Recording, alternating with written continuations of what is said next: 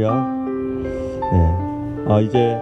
드디어 이제 우리가 요한계시록을 하게 되었습니다. 아마 2년 정도 되었나요? 2년 정도 전에 요한계시록을 했던 것으로 기억이 됩니다.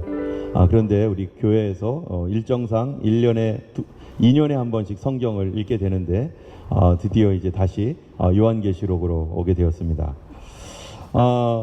요한계시록은 어떤 성경인가? 한마디로 말하면은 성경의 결론 부분이다, 이렇게 말할 수 있습니다. 여러분, 성경의 서론은 어디죠? 성경의 서론은 바로 창세기죠. 예, 창세기의 내용은 뭐냐면은 어떻게 이 땅이 시작되었는가, 왜 시작되었는가, 그리고 모든 것의 시작들이 그 창세기에 다 있습니다. 그래서 가정의 시작, 먼저는 이 땅의 시작, 사람의 시작, 가정의 시작, 또 죄의 시작, 나라의 시작, 이러한 모든 시작과 관련된 것들이 창세기에 있는데요. 그런데 이제 이러한 창세기에서 죄로 말미암아서 세상이 깨뜨려지고, 또 그로 말미암아 예수 그리스도의 구원을 위한 하나님의 역사적인 어떠한 일들이 일어나고, 이러한 내용들이 이제 창세기 3장 이후부터 이제 요한계시록 전까지 본론으로서, 성경의 본론으로서 계속 있는 일이고, 그 다음에 이제 결론으로서 요한계시록이 결론적으로 이렇게 있습니다. 여러분, 그 요한계시록은 누가 썼을까요? 예, 당연히 요한이 썼습니다. 요한이라는 사람이 이 반모섬에 유배를 가서 반모섬에서 예수님의 계시를 받아서 썼어요. 여러분, 반모섬이 어디냐면 여기입니다. 여기. 이 지역이 어디냐면은 지금 여기 이쪽 유럽이고, 여기 아프리카 있고 아시아 있는데, 요 가운데에 여기를 옛날에 아시아 지역이라고 불렀는데 지금의 터키 지역입니다. 이 터키 지역을 이렇게 보면은 여기가 바로 요 지역이 이제 여기를 얘기하는 건데요. 바로 이 반모 섬은 그 바로 앞에 여기 반모라고 돼 있죠. 요 섬으로 그가 유배를 이렇게 끌려서 가게 되었어요. 그가 왜 그곳에 감옥으로 가게 되었는가?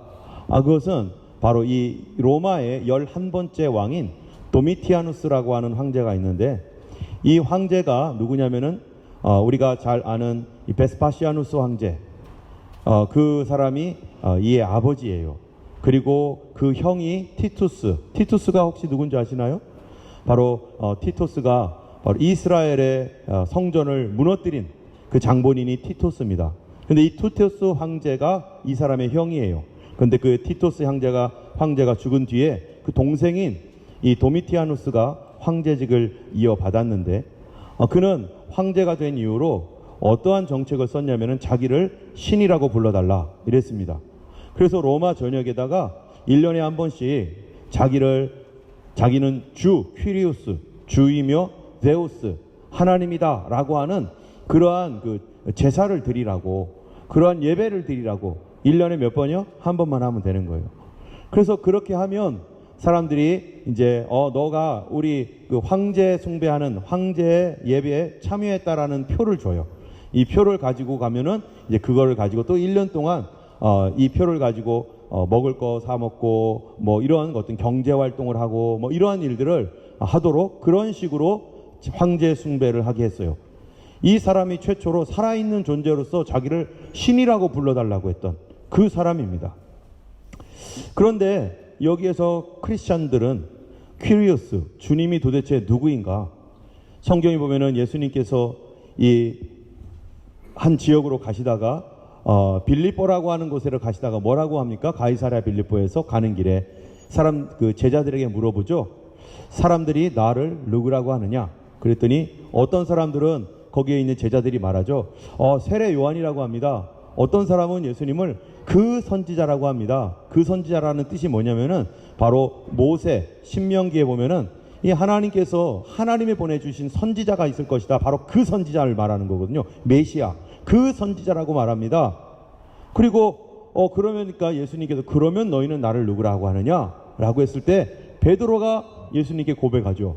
주는 퀴리우스, 주님이시고 Son of God, 살아계신 하나님의 아들이십니다. 그 얘기는 예수님은 퀴리우스, 주님이시고 예수님은 하나님이십니다 라는 뜻이에요. 그랬더니 예수님께서 야 무슨 소리야, 그런 소리를 하다니, 이렇게 하는 게 아니라 바요나 시몬아 내가 복이 있도다. 이것을 너에게 알게 하신 분, 누가 알게 했다고요? 이거를 알게 하신 분은 사람이 아니라 하나님이시다. 이 예수님이 하나님의 아들이시며 우리의 주님이시라고 하는 이 사실은 믿는 모든 사람들의 고백입니다.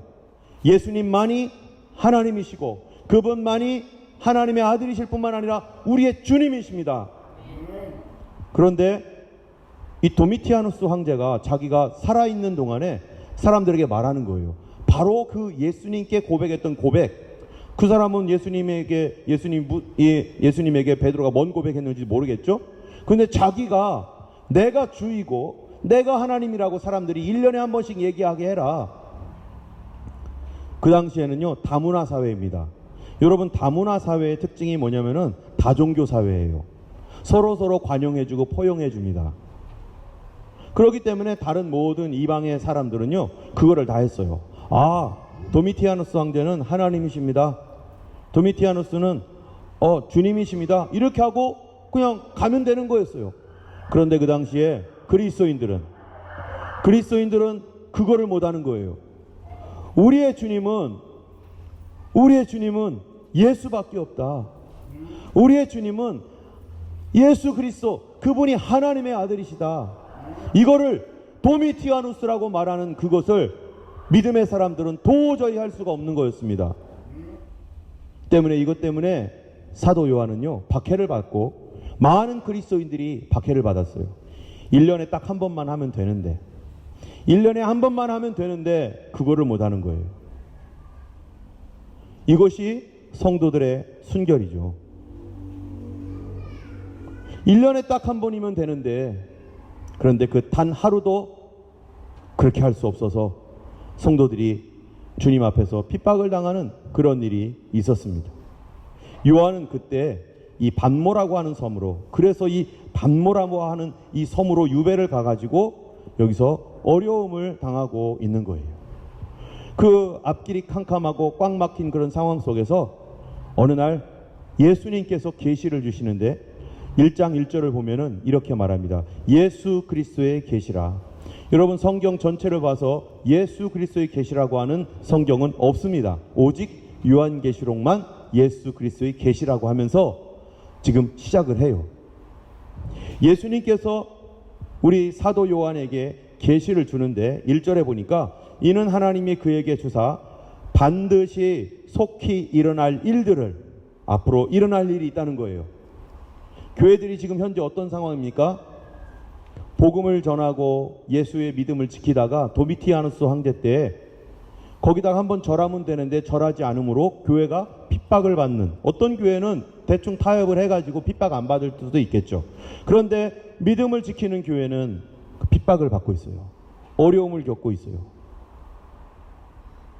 이런 교회들에게 주님께서 말씀하시는 거예요. 이는 하나님이 그에게 주사 반드시 속히 일어날 일들,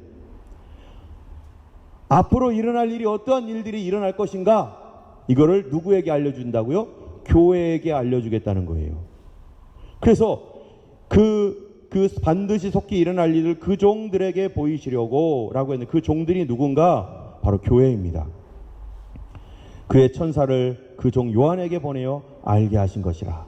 그래서 요한계시록은 교회를 위한 서신, 교회를 위한 편지이고, 성도들은 요한계시록을 알고 있어야 됩니다. 이 요한계시록을 이 사도 요한이 받아서, 그리고 주님께서 1장부터 21장까지 있는 그 내용들을 다 받았어요. 그런 다음에 사도 요한은 이것을 교회에게 보냅니다. 그 교회가 몇 개의 교회입니까? 7교회에게 보내요. 그래서 11절을 여러분 보시면 한번 읽어보겠습니다.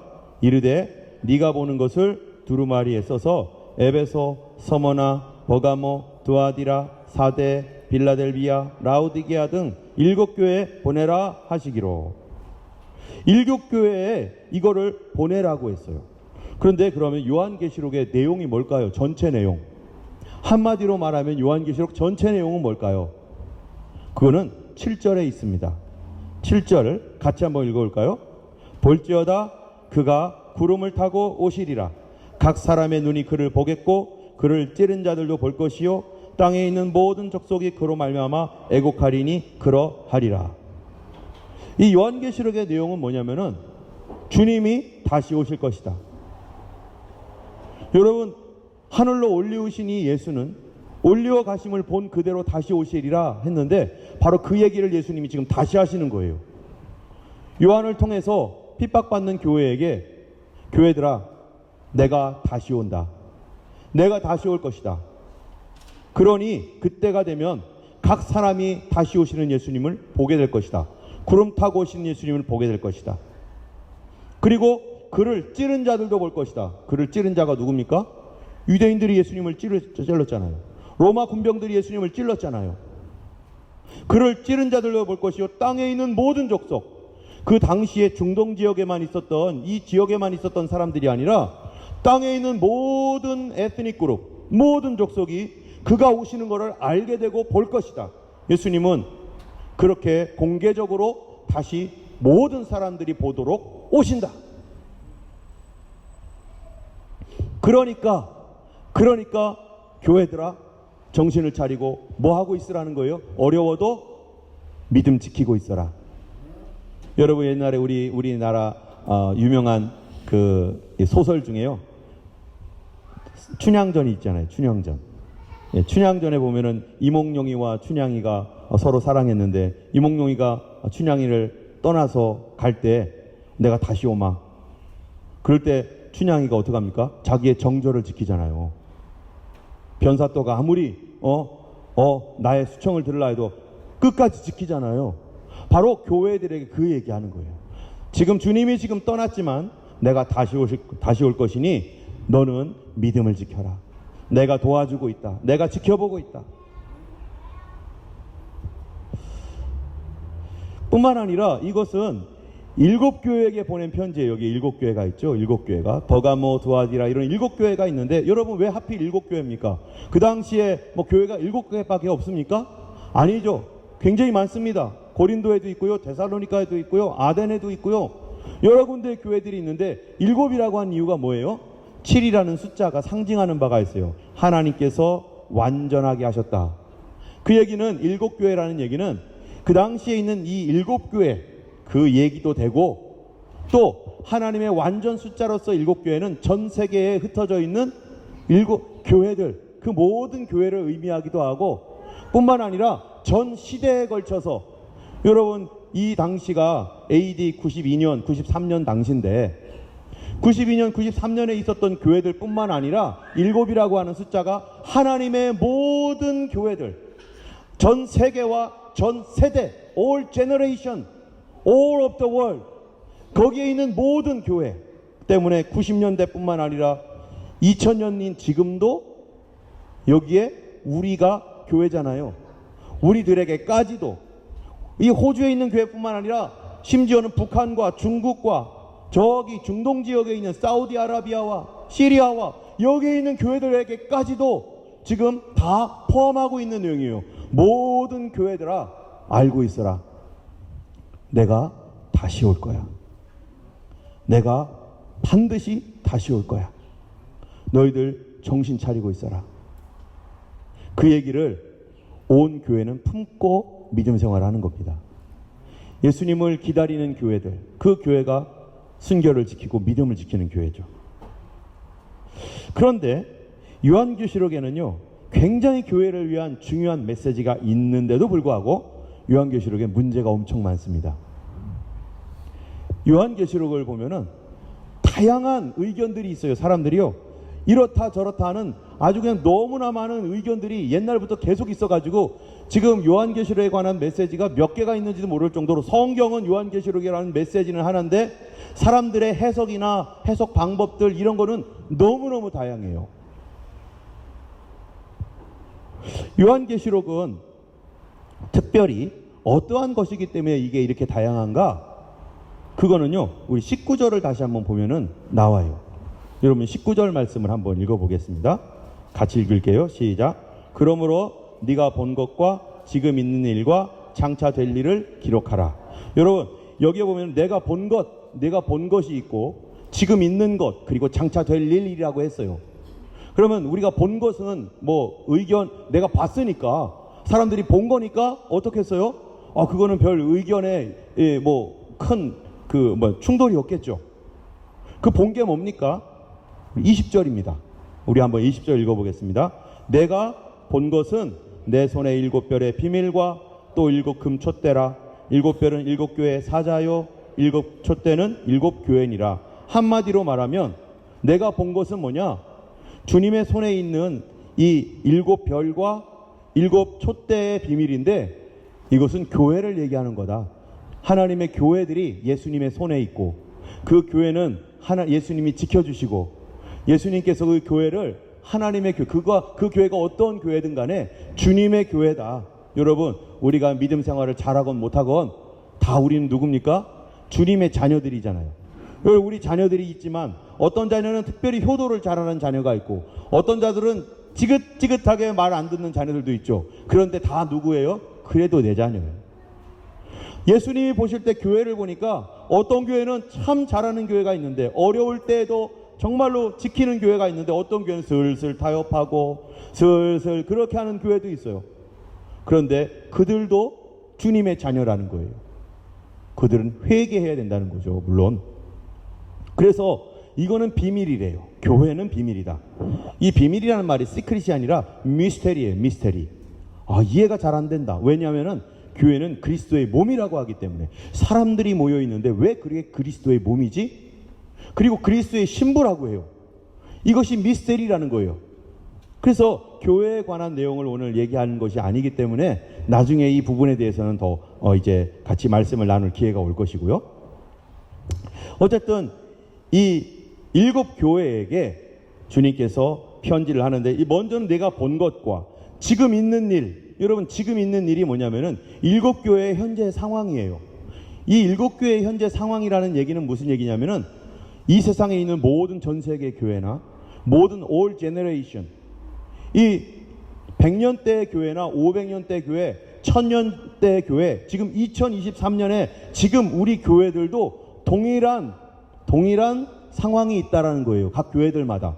7 교회의 상황을 볼 때 그것이 온 세상에 있는 모든 교회와 모든 세대에 비슷비슷한 상황들이 계속 있다는 거예요. 어떤 교회는 핍박을 받는 교회, 어떤 교회는 핍박은 없지만 잠자는 교회, 어떤 교회는 부자가 되어가지고 막 뻐기는 교회, 어떤 교회는 가난하지만 믿음을 지키는 교회, 이런 여러 다양한 교회들이 존재한다는 겁니다. 그래서 이 7 교회를 통해서 현재 있는 것이 바로 그 7 교회. 그래서 2장 3장에 그 7 교회에 대가 쫙 그 상황과 주님께서 어떤 마음을 가지고 계시는지를 이렇게 성경에서 가르쳐줘요. 7 교회에 대해서. 예수님은 지금 우리를 어떤 눈으로 보실까? 예수님이 나를 평가한다면 지금 어떻게 평가하실까? 어떤 교회는 꾸중만 있는 교회가 있어요. 너가 그렇게 하면 안 된다. 회개해라. 돌아와라. 어떤 교회는 참 잘했다. 칭찬하는 교회가 있어요. 그런데 모든 교회에게 주님이 공통적으로 하는 메시지가 뭐냐면은, 너희들의 삶 속에서 승리하는 삶을 살아라. 승리하는 자에게는 하나님께서 준비해 놓으신 귀한 상이 있다. 여러분, 우리가 이 세상에 살면서 믿음 생활하면서요, 어떤 누구도 도전을 받지 않는 사람이 없습니다. 다 도전이 있어요. 내 인생의 도전. 살면서 나를 무너지게 하고 힘들게 만들고 믿음 생활을 계속 다 하지 못하게 만드는 어떤 도전들이 있어요. 그 도전은 당연한 것입니다. 그런데 예수님께서 내가 너와 함께 하겠다. 그러니 너는 나를 의지하고 이 어려움들을 믿음으로 승리해라. 포기하지 말아라. 하나님이 함께 하신다. 그랬을 때 그에게 오는 게 뭐냐면 놀라운 상이에요. 그러한 상을 하나님께 받은 사람들에게 많이 있는 게 뭘까요? 그거를 바로 우리는 테스트머니, 간증이라고 하는 겁니다. 그런 어려움들을 이겨나간 사람들, 작은 일에서든지 큰 일에서든지, 제가 경험한 바로는 이 하나님의 이 어려움 가운데 이게 승리하는 가장 중요한 비결 중에 하나가 뭔가, 그거는요 아주 간단한 거였어요. 거기서부터 시작하는데, 그거는요 감사하는 것부터 시작하더라고요. 그 모든 문제를 감사로 시작을 하면 그 다음 내 믿음이 생기고, 그 다음에 기도할 일이 생기고, 그 다음에 도전하게 되고, 하나님의 능력을 경험하게 되고, 하나님이 나와 함께 하시는 사실을 체험하게 되고, 그러고 나서 승리하게 되면 하나님이 예비해 놓으신 그런 것들을 앞길이 열리지 않았던 것이 열리게 되고 하나님 주시는 상이 있어요. 그래서 7교회 모두에게 그렇게 너희들 싸워 이겨라 라고 하는 것처럼 우리 교회를 하나님 보실 때 어떤 교회처럼 보시는지 몰라도 우리 각각 개인마다 인생에서 여러 가지 어려움들이 있고 믿음 지켜야 될 일이 있을 때 주님 오늘도 우리에게 뭐라고 말씀하신다고요? 이기는 자에게는 내가 너를 위해서 줄 상이 있다. 그거는 나중에 천국 가서 얻을 상도 물론이거니와 이 땅에서 한 곡에 넘어갈 때마다 하나님께서 문을 활짝 열어주시는 그런 놀라운 상이 있습니다. 바로 제가 호주에 와서 그 하나님께서 열어주시는 안 열리는 것을 기도하고 이제는 안 될 거라고 했던 것들을 믿음으로 하나님 앞에 의지하고 나갔을 때 하나님이 믿음을 지키고 그랬을 때 활짝 열어주셔서 갔던 것들 그게 간증이고 그 간증이 많은 사람들은 훈장이 많은 거죠. 교회들에게 주님 그렇게 말씀합니다. 그런데요, 세 번째로는 뭐냐면은 이 내가 장차될 일이에요. 그 장차될 일이 뭔가 여러분 요한계시록 4장을 한번 펴보시겠어요? Revelation chapter 4 verse 1 1장에서는 내가 본 것 교회의 비밀이죠. 2장 3장에서는 지금 교회의 지금 현실이에요. 그런데 4장 뒤에는 4장부터는 뭔가 4장 1절을 여러분 한번 보겠습니다. 같이 한번 읽어볼게요. 2일 후에 내가 보니 하늘에 열린 문이 있는데 내가 들은 바 처음에 내게 말하던 나팔소리 같은 그 음성이 이르되 이리로 올라오라. 이후에 마땅히 일어날 일들을 내가 내게 보이리라 하시더라. 여기 보니까 이후에 일어날 일들을 내가 너에게 보이겠다. 이건 언제적 얘기예요? 과거입니까? 현재입니까? 미래입니까? 미래의 이야기입니다. 그래서 요한계시록은요 이렇게 셋으로 나눠요. 내가 본 거, 현재 있는 거, 그리고 장차 될 일, 앞으로 반드시 속히 일어날 일들에 대하여 주님께서 우리에게 미리 말씀해 주시고 너희들 내가 너와 함께한다. 여기 요한계시록 이후에 일어나는 모든 일들 하나님이 다스리는 거야. 어려운 재앙이 일어나고 파도가 있고 힘든 일이 있어도 그거 누가 다스리고 계시다고요?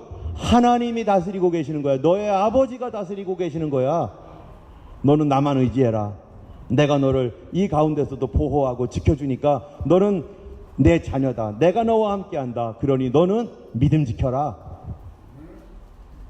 자, 그런데 장차 될 일이기 때문에 미래예요. 자, 미래 언제일까요?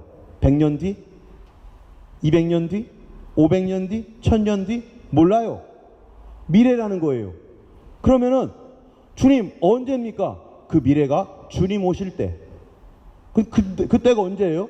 어떤 사람들은요 1000년이 될 때 그때가 이때다 해가지고요 예수님 오시니까 준비해.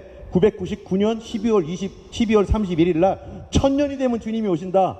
왔나요? 안 왔나요? 그 당시 그랬어요. 밀레니엄. 주님 오셨나요? 안 오셨죠. 사람의 시간이 아니에요. 어떤 사람은 1500년에 마르틴 루터가 종교 개혁을 할 때 이 많은 사람들이 천국 운동을 막 시작을 했습니다. 독일에서. 그리고 제세례파 그런 사람들은요 하나님의 나라가 지금 임한다. 곧 재림이 됐다. 예수님 오신다 해가지고 난리를 냈어요. 그때 주님 오셨나요? 안 오셨어요. 그때가 언제인지 아직 몰라요. 얼마 전에 우리나라는 1992년에 다미성교회가 8월 며칠 날 예수님 오신다고 해가지고 흰옷 입고 옥상에서 막 오소서 뭐 이러다가 김 다 샜잖아요. 얼마나 교회가 창피를 받았습니까? 그런 사람들 때문에. 그 이후로 한국에서는 예수님 오신다는 말도 못하겠어요. 말도 못해. 미래의 일이기 때문에 그때가 언제인지를 그래서 주님이 마태복음이라든지 마가복음, 누가복음 이런 데서요 징조가 있다. 그때가 되면 징조가 있다라고 해가지고 이 징조가 일어나면 그 후에 그러나 그 후가 언제쯤인지 명확하지 않습니다. 그러다 보니까 성경을 해석하는 요한계시록을 해석하는 것들도요 사람들이 다 달라요. 이 요한계시록은 과거에 대한 이야기다. 여기 분명히 미래라고 했는데도 아니야, 과거에 대한, 이것도 다 과거에 관한 이야기야. 이미 일어난 일들을 하나님께서 미래처럼 얘기하시는 거야. 이런 사람도 있고요. 어떤 사람들은 아니야, 이거는 역사적으로 일어날 일이야. 그래가지고 AD 90년 이후부터 2000년, 3000년, 만약에 만년까지 간다면 그때 이후로 계속 일어난 일들이 반복되어 일어날 일이야. 그래가지고 그럼 예수님 언제 오시는데? 아이 몰라, 하여튼간 그냥 먼 미래 언제쯤 오겠지. 안 온다고 생각해. 뭐 이러면서 쭉 가는 사람도 있고, 어떤 사람들은 아니야, 우리 똑바로 정신 차리고 살아야 돼. 여기에 주님께서 이러한 일들이 일어나면 주님 오실 때가 가깝다고, 그 징조가 이런 거라고 했잖아. 그러니까 우리 지금이 그때일지 어떻게 알겠어. 그러면서 우리 정신 차리고 우리 믿음 지키고 살자. 그런 사람도 있고, 어떤 사람도 요한계시록에 용도 나오고 뭐 짐승도 나오고 하니까요, 와, 이거 요한계시록은 상징이야. 모든 것을 다 상징으로 풀어야 돼. 실제적인 사건이 아니에요. 그런 사람도 있고요. 왜요? 이게 뭐에 관한 일이기 때문에 그렇다고요? 미래에 관한 일이니까. 여러분, 미래를 미리 맞춘다는 게 가능하겠어요? 주님께서 먼저 알려주셨지만 그 미래가 도래할 때에서야, 그것이 정말로 코앞에 오고 지나갈 때에서야, 아, 예수님 말한 게 이거구나. 예수님께서 제자들과 만나서 이 마지막 만찬을 할 때 내가 잡힐 것이다, 그리고 이러이러한 일이 일어날 것이다, 미리 얘기해줘요. 그러면서 예수님 하시는 말씀이 뭐냐면은, 이거를 미리 얘기하는 이유는 이런 일이 일어날 때 내가 정말로 그분인 줄을 너희로 알게 하려 함이라. 내가 참으로 하나님의 아들임을 너희로 믿게 하려 함이라. 내가 그래서 미리 얘기한다. 그래서 그 제자들이 예수님 미리 얘기하신 것들이 이루어지는 걸 보면서 주님이 정말 메시아네. 여러분, 오늘날도 성경에 있는 이 미래에 관한 말씀, 요한계시록 미래에 관한 거죠. 미래에 관한 말씀이 언제 이루어지는지를 모르지만 그러한 것들이 이루어지는 걸 보면서 성경은요, 요한계시록은 전 세계의 모든 민족과 족속과 백성과 방언이 예수 그리스도가 참으로 하나님의 아들인 것을 성경을 통해 알라라고 하시면서 그것이 이루어질 때 그들이 알게 될 것이다. 그러나 믿는 우리들은요, 그런 일들이 이루어지기 전에 먼저 믿는 거죠. 여러분, 뭐든지 믿음은 언제 하는 거예요? 일어난 다음에 믿는 겁니까? 일어나기 전에 믿는 겁니까? 여러분, 요새 막 이자가 막 팍팍 뛰고 있죠. 돈 갖고 있는 사람들은 어떻게, 언제 투자를 해야 되지? 어떻게 될 줄 알고 투자합니까? 아니면 일단 믿고 투자합니까? 우리가 참된 믿음이라는 것은 먼저 믿는 거예요. 이해되고 믿는 게 아니에요. 뭔가 다 해프닝한 다음에 그 다음에 그건 믿음이 아니에요. 그래서 누구에게 말합니까? 예수님이 부활했을 때 바로 이 도마가 없을 때 예수님이 나타났잖아요. 제자들이 다 봤어요. 근데 도마가 안 믿는 거예요. 너희들 짜고서 나를 속이려고 하는 거지. 예수님 부활은 무슨 부활? 그랬더니 도마가 있을 때 예수님이 친절하게 나타나셨어요. 그리고 도마를 불러다가 하는 말이, 도마야, 내 상처난 이 옆구리와 이 손에 못자국을 직접 네가 넣어봐라. 그랬더니 도마가,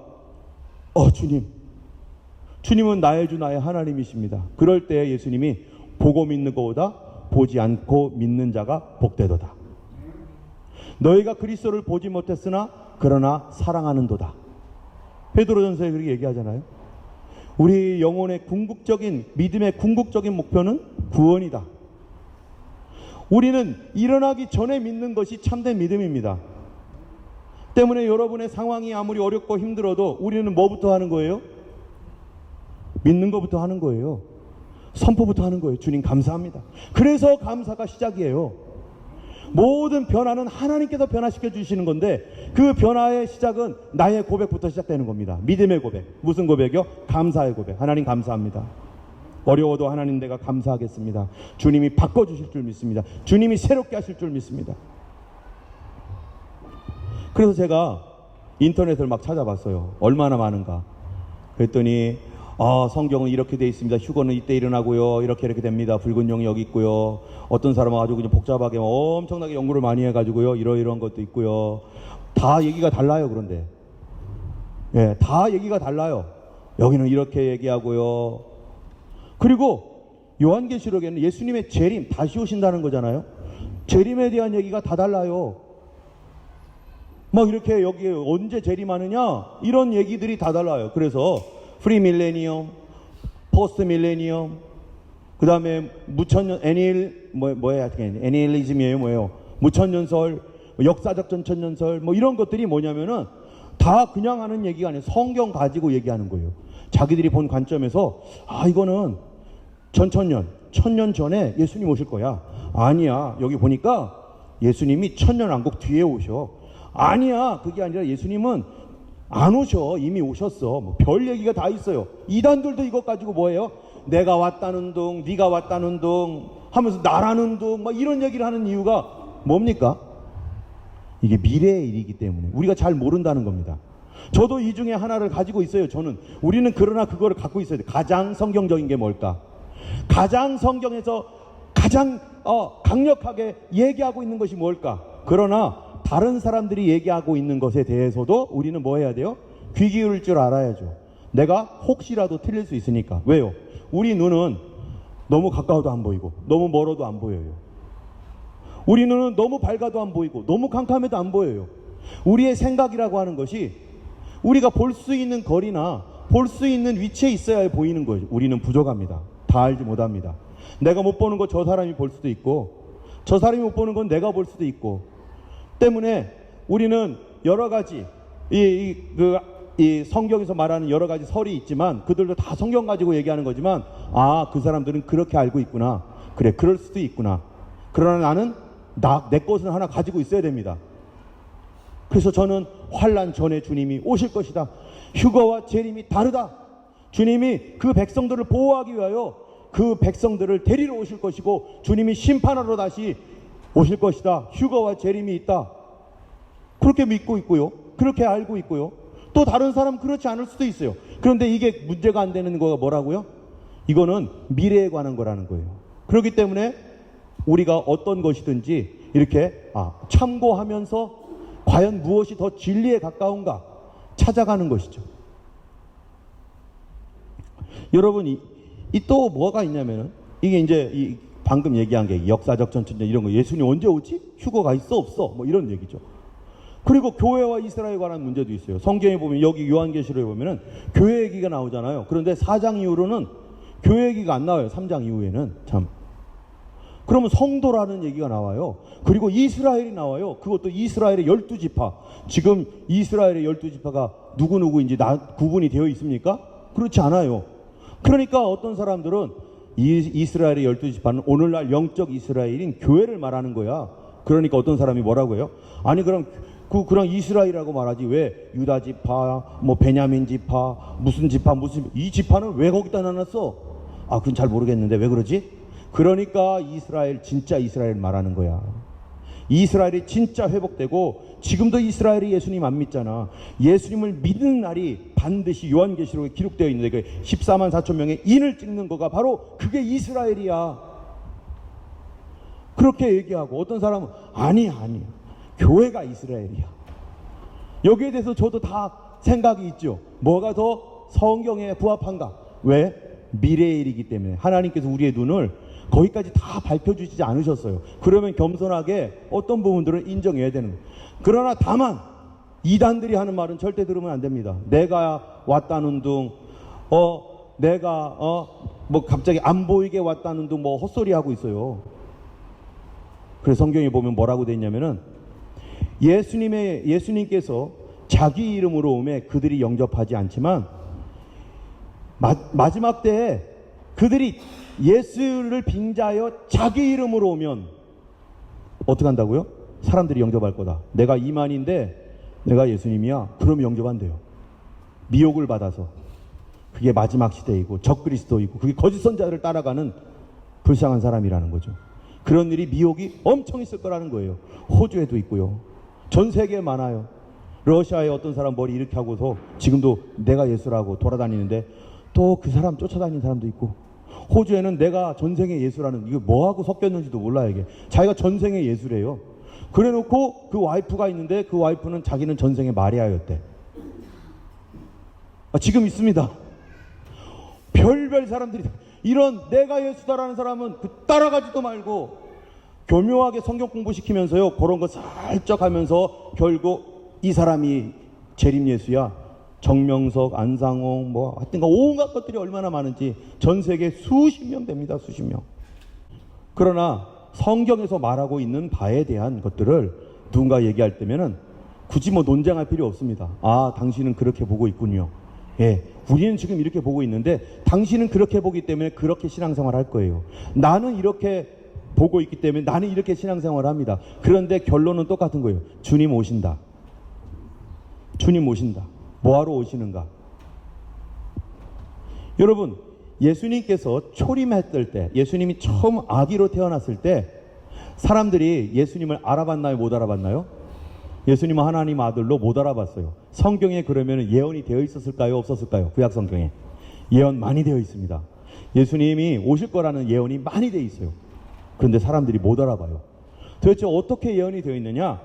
그거는요, 예수님이 이 사람들이 헷갈리는 게 있었어요.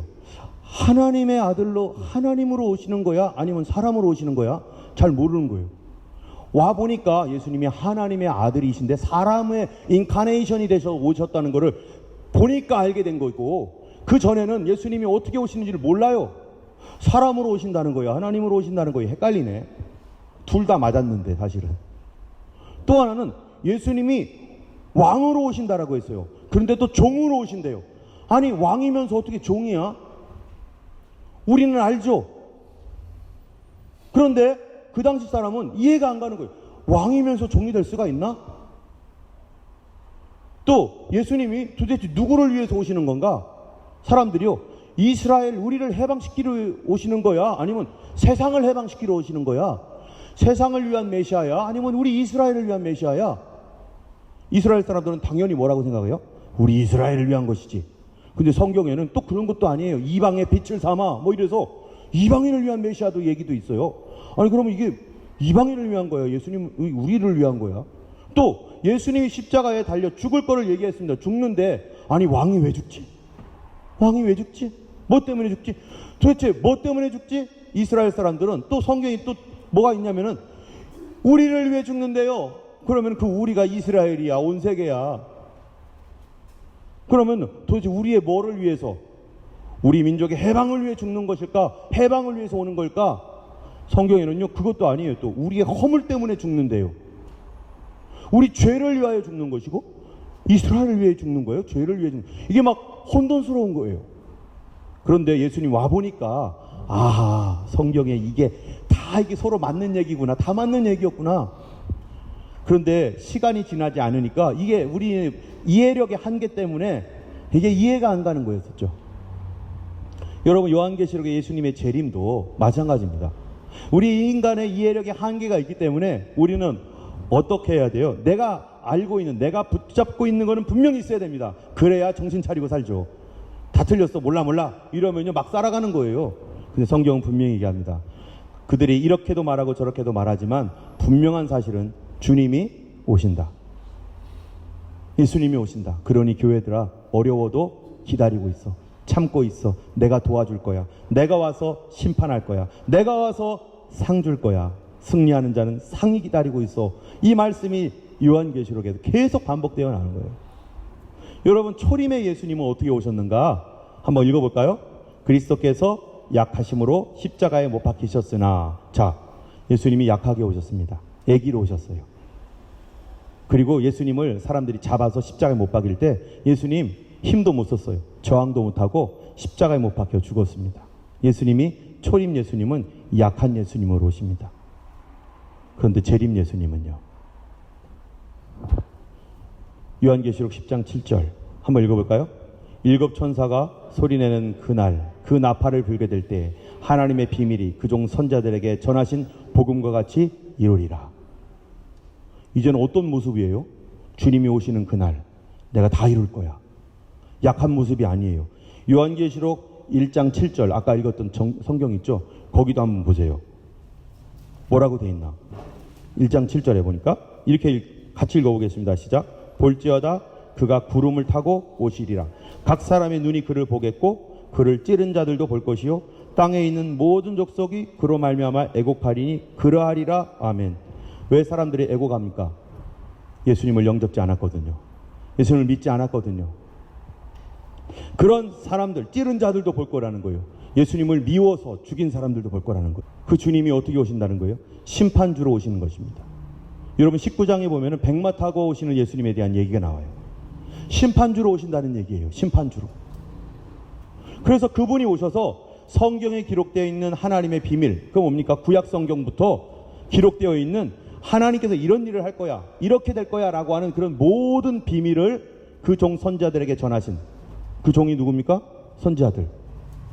구약의 선지자들. 그들에게 전하신 복음과 같이 이루러 오시는 거예요. 완성하러 오신다.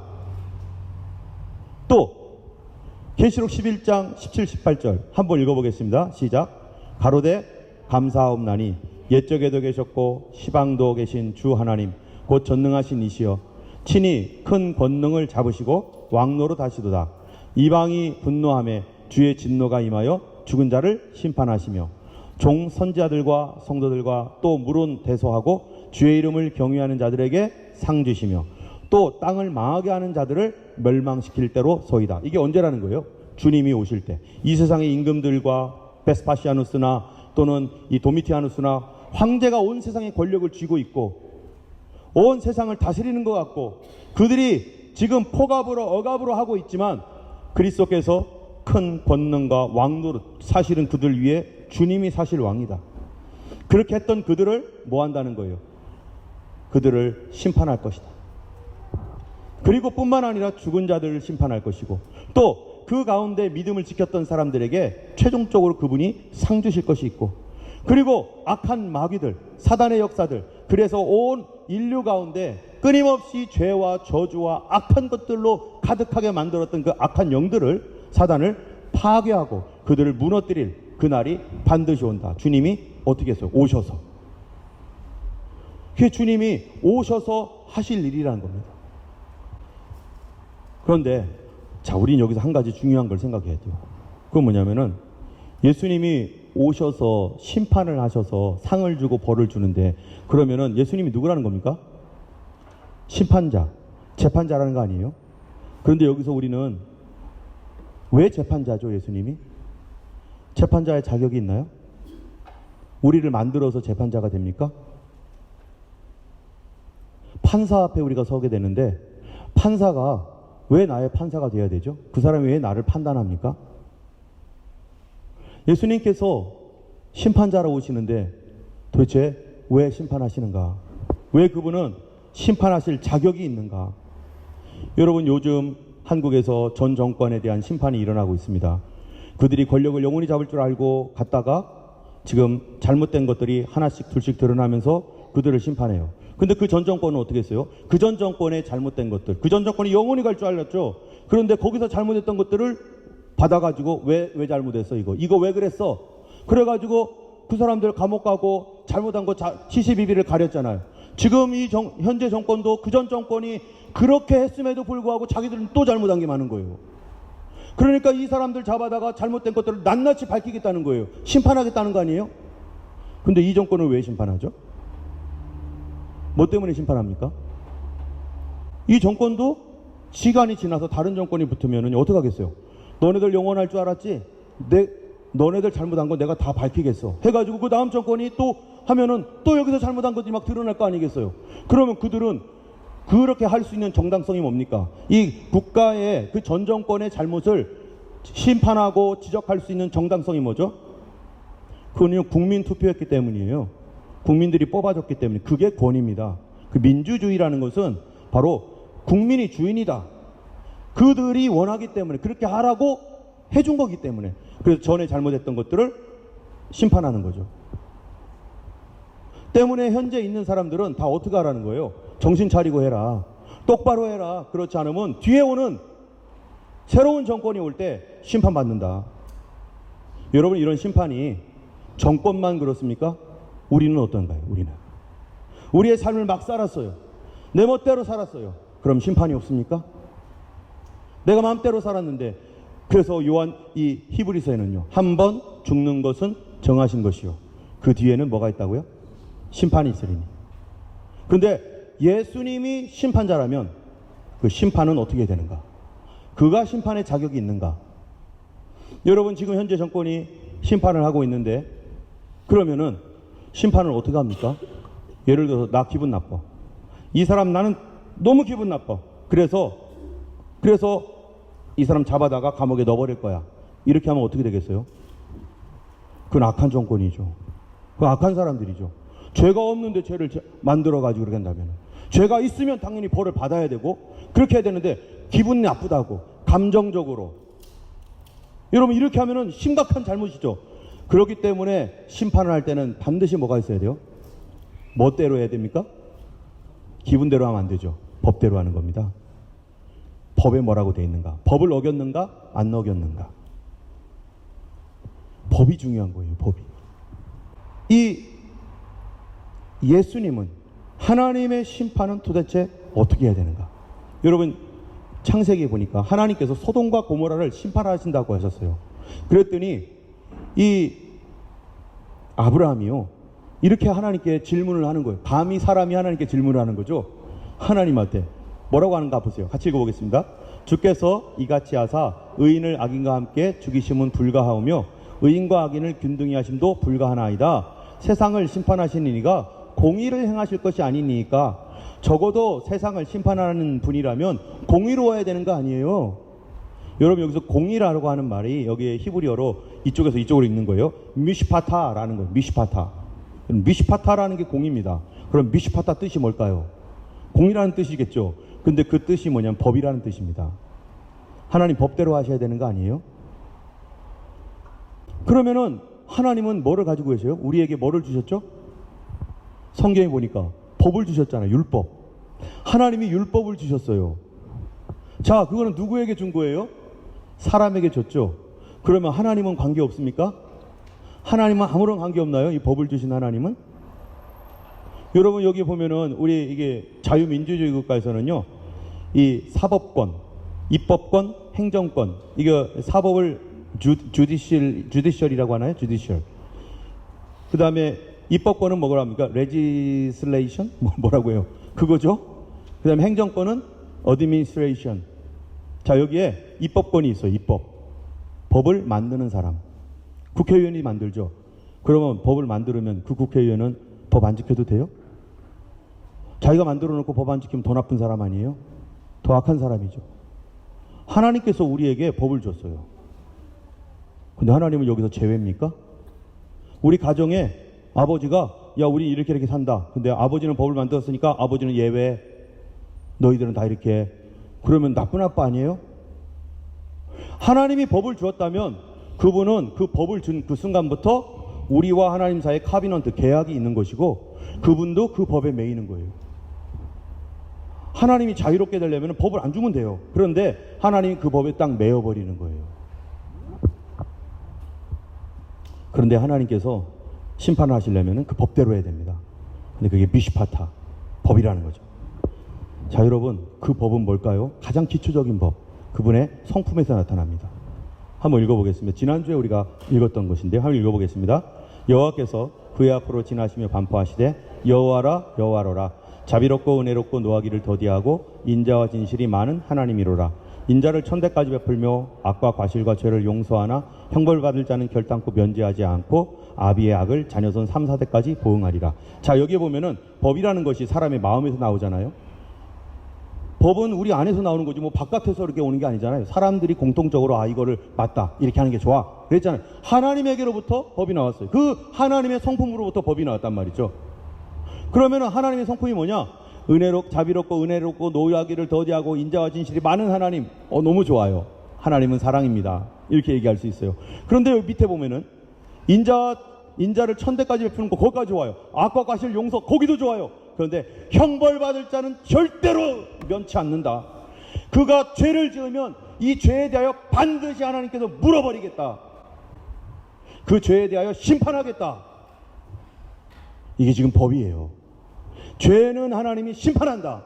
그가 무슨 죄를 졌든지 그거는 심판받는다. 알든 모르든. 여러분, 위험한 음식 내가 모르고 먹었어요. 독약을 모르고 먹었어요. 삽니까? 죽습니까? 당연히 죽죠. 몰라도 죽어요. 알든 모르든 하나님 심판하신다. 자, 하나님은 두 가지예요. 사랑, 하나님 사랑하신다. 근데 하나님 벌하신다. 이대로 해야 돼요. 이대로. 하나님이 진실하시면 사랑하지만 죄는 미워하고, 하나님의 말씀이 사실이면 우리를 은혜롭고 자비롭게 대하시지만 형벌은 면하지 않게, 형벌은 면치 않게. 문제는 하나님은 우리를 사랑하시는데 반드시 우리가 잘못한 죄에 대하여 벌을 내려야 된다는 거예요. 이게 하나님 법이라는 겁니다. 하나님이 묶여버린 거예요, 이게. 여러분, 우리 자식이 있는데 내가 너무 사랑해요. 그런데 이 자식이 잘못할 때마다 매를 치기로 했어요. 잘못을 했어요. 그럼 어떻게 하죠? 매를 쳤다가는 지금 얘가 다리가 부러지게 생겼는데 그거 어떻게 하는 거예요? 법인데 매를 쳐서 부러뜨리든지, 그러면 사랑이 안 되잖아요. 그래서 이 두 가지를 위해서 하나님이 그 일을 다 하시는 겁니다. 그래서 하나님이 묶여버린 거예요. 그래서 하나님이 심판자이고 공의로우신 것이고, 그분은 심판할 자격이 있는 겁니다. 여러분, 가장 어려운 게 뭐냐면은 나보다 못한 사람이 나를 심판하는 거. 나보다 도덕적으로 못하고 인격적으로도 못됐는데 나를 심판해요. 그건 억울한 거죠. 만약에 하나님이 그런 분이라면은 우리는 억울한 거예요. 그러나 성경은 이 두 가지를 다 하시는 하나님이라는 거예요. 하나님의 사랑이 우리에게 이렇게 나타난 바 되었으니 하나님이 자기 독생자를 세상에 보내심은 저로 말미암아 우리를 살리려 하심이라. 사랑은 여기 있으니 우리가 하나님을 사랑한 것이 아니요 오직 하나님이 우리를 사랑하사 우리 죄를 위하여 화목제로 그 아들을 보내셨습니다. 여기 사랑 나오죠. 근데 죄가 나와요. 그리고 벌이 나옵니다. 화목제가 나옵니다. 하나님께서 자기의 사랑하는 이 백성들을, 사람들을 사랑하는데 그들의 벌은 용서할 수가 없고 그들의 벌은 그냥 넘길 수가 없어요. 그러니까 하나님이 택하신 사랑은 어떻게 되는 거예요? 자기 아들을 보내서 대신 벌받게 하는 거예요. 대신 벌받는 거예요. 내 대신. 같이 읽겠습니다. 하나님이 세상을 이처럼 사랑하사 독생자를 주셨으니 이는 저를 믿는 자마다 멸망치 않고 영생을 얻게 하려 하심이라. 하나님이 그 아들을 세상에 보내신 것은 세상을 심판하려 하심이 아니요 저로 말미암아 세상이 구원을 받게 하려 하심이라. 하나님은 사랑해서 구원을 하려고 하는데 벌을 해야 돼요. 그래서 독생자를 보내서 그가 뭐 하도록? 내 대신 채찍 맞고 내 대신 피 흘리도록 하나님의 사랑과 하나님의 벌이 동시에 그리스도에게서 이루어지게 만들어 버렸습니다. 같이 읽겠습니다. 자기 아들을 아끼지 아니하시고 우리 모든 사람을 위하여 내어주신 이가 어찌 그 아들과 함께 모든 것을 우리에게 은사로 주시지 않겠느냐. 우리는 다 양 같아서 그릇 행하여 각기 제 길로 갔거늘 여호와께서는 우리 무리의 죄악을 그에게 담당시키셨도다. 그가 곤욕과 신문을 당하고 끌려갔으니 그 세대 중에 누가 생각하기를 그가 산자의 땅에서 끊어짐은 마땅히 형벌받을 누구 백성이요? 내 백성의 허물을 인함이라 하였으리요. 마땅히 내 허물 때문에 벌받아야 되는데 예수님이 죄악을 그가 담당하고 죽었다는 거예요. 하나님이 법대로 했습니까? 안 했습니까? 하나님의 사랑도 있고 하나님의 용서 못하는, 형벌을 면하지 못하게 하는 하나님이 묶여버린 거예요. 같이 읽겠습니다. 우리가 아직 죄인 되었을 때 그리스도께서 우리를 위하여 죽으심으로 하나님께서 우리에 대한 자기의 사랑을 확증하셨느니라. 우리가 원수 되었을 때 그 아들의 죽으심으로 말미암아 하나님으로 더불어 화목하게 되었은즉 화목된 자로서는 더욱 그의 살으심을 인하여 구원을 얻을 것이니라. 내가 아직 죄인 되었을 때 회개도 안 해요. 고집스러워요. 내 멋대로 해요. 하나님 원수예요 지금.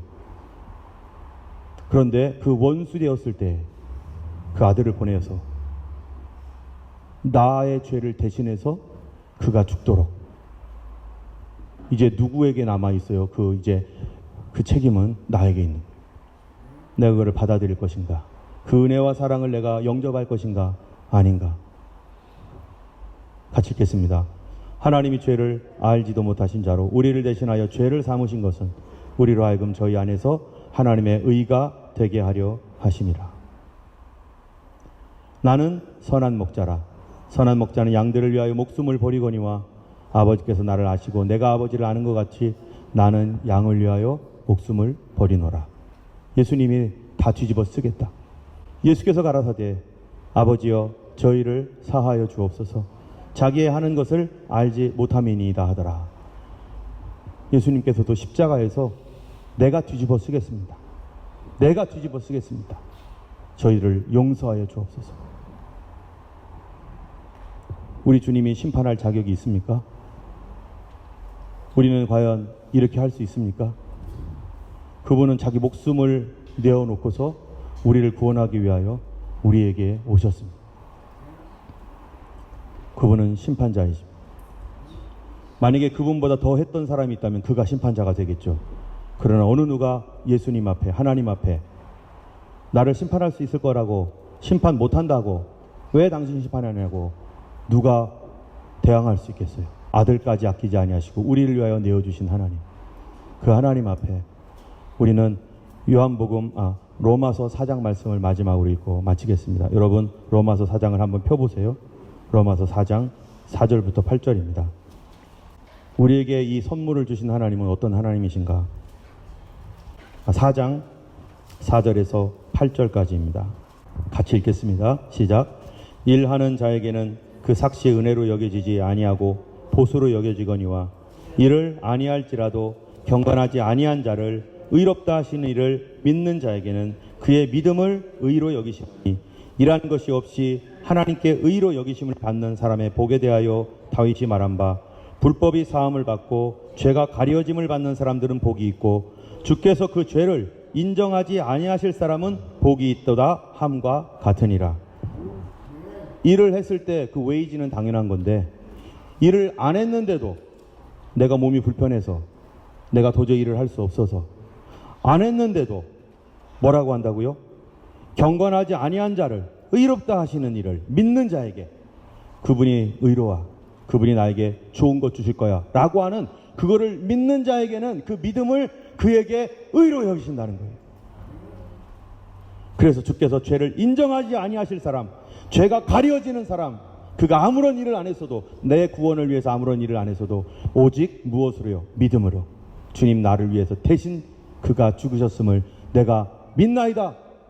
이 믿음을 하나님이 우리의 의로 여기셔서 우리를 구원하시는 것입니다. 이 시간 우리 함께 하나님 앞에 기도하겠습니다. 나 같은 죄인 용서해 주시고 살리신 주님, 참으로 주님은 심판하시는 분이십니다. 주님은 심판하시기에 합당하십니다. 주님은 그 형벌에 대하여 주께 맡기지 아니하는 자는 그들이 당하게 될 것입니다. 그러나 주님께 맡긴 자들에게 주님은 대신 맡으신 그 주님의 십자가의 형벌로 말미암아 우리를 용서하시고 우리를 구원하십니다. 주님 큰 영광 받으옵소서. 이 시간에 우리 함께 이 찬양 부르신 다음에 우리 조용히 잠시 하나님 앞에 기도하기 원합니다. 영광을 받으실 주님 감사합니다.